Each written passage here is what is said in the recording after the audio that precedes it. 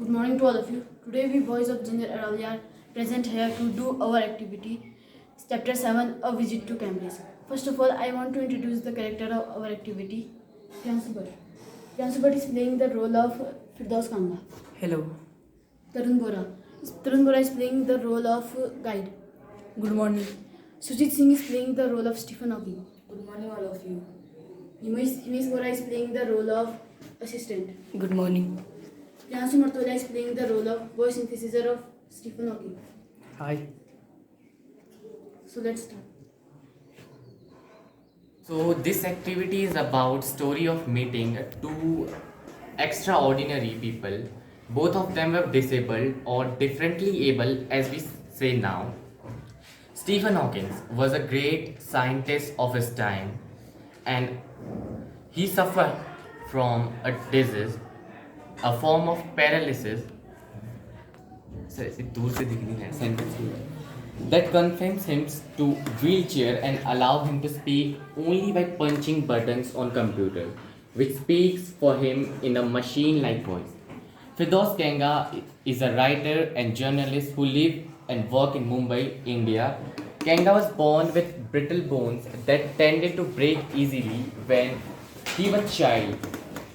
Like Hawking, Kanga moves around in wheelchair.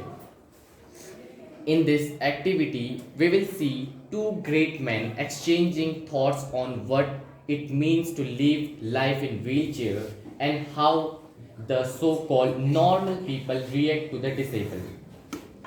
Here we have our first scene where Firdaus Kanga is on a visit of England and where he is on a walking tour of Cambridge and the tourist guide is talking to him about Stephen Hawking. The Stephen Hawking here. He quite disabled now and he is a worthy successor to Isaac Newton. I quite forgotten that a most brilliant astrophysicist lived here. When the walking tour was done, Firdaus Kanga rushed to a phone booth.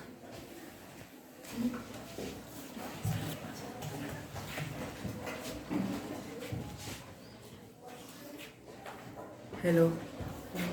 Good morning. Good morning. How are you? I am Firdaus Kanga. I had come from India to write my travels in Britain. I want to meet Professor Stephen Hawking. Okay, you can take half an hour from 3:30 to 4. Okay. Sometimes later, Firdaus Kanga and Stephen Hawking discussing.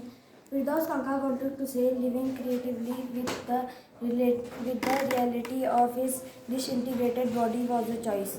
But he kept quiet because he felt guilty every time he spoke to him, forcing him to respond. Stephen Hawking's mind beyond with thoughts that come out in frozen phrases and sentences stiff as corpses. A lot of people seem to think that disabled people are chronically unhappy. I think that's true myself. What do you think? I find it assuming when people patronize me. And do you find it annoying when someone like me comes and disturb you in your work? Yes, What do you think is the best thing about being disabled?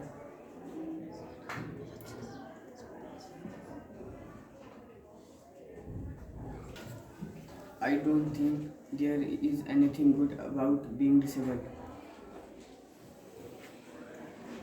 I think you do discover how much kindness is in their world. Yes, Firdaus Kanga knew he looking at one of the most beautiful men in the world. He is like a still photograph.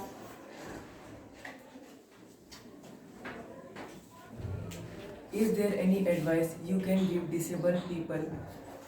Something that might help make life better?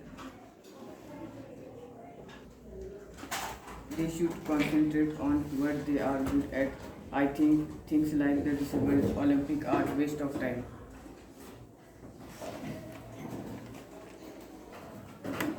It was a disadvantage of his voice synthesizer that it could convey no inflection, no shades or tone. Sometimes later, half an hour was up. I think I have annoyed you enough. Stay, have some tea. I can show you the garden. The garden was as big as park, but Stephen Hawking covered every inch. An hour later, they were ready to leave. He didn't know what to do. He could not kiss him or cry.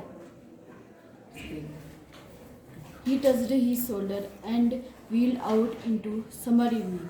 He looked back and he knew Stephen Hawking waving. Like this activity comes to an end.